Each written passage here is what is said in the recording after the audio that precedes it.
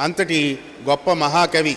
వారి మీద అప్పట్లో ఛలోక్తి ఏమిటంటే, తిరుపతి వెంకట కవుల దగ్గరికి వెళ్ళి నాలాంటి చిలిపి కుర్రవాడు అడిగేట, ఉమరాలీషా మహాకవి అనేది ఏ సమాసం అండి కవి గారు అని.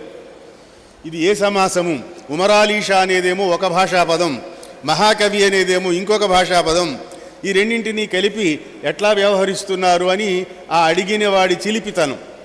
తిరుపతి వెంకట కవులు ఉమరాలీషా గారి కవిత్వ శక్తిని ఎరిగినవారు కాబట్టి వారు వెంటనే ఆ కుర్రాడికి సమాధానం చెప్పారట, అయ్యా దీనికి సమాధానం మేము చెప్పలేం, మీరు వెళ్ళి ఉమరాలీషా మహాకవి గారిని అడగండి, వారే చెబుతారు సమాధానము అన్నారట. అంటే ఆ కవులకు ఉమరాలీషా మహాకవి గారి మీద అంత గౌరవం, అంత ఆదరము ఉండేది అన్నమాట. నిజానికి అడిగిన ప్రశ్నలో పెద్ద విశేషమేమీ లేదు. ఎందుకంటే పేరులకు వ్యుత్పత్తులు అర్థాలు ఉంటే ఉండొచ్చు, లేకపోతే లేకపోవచ్చు. రాముడు అని పేరు పెట్టుకున్న వాడిలో అల్లా రాముడి లక్షణాలు ఉండవు. అలాగే నామధేయాలలో కూడా వ్యుత్పత్తులు అర్థాలు చూడవలసిన అవసరం లేదు.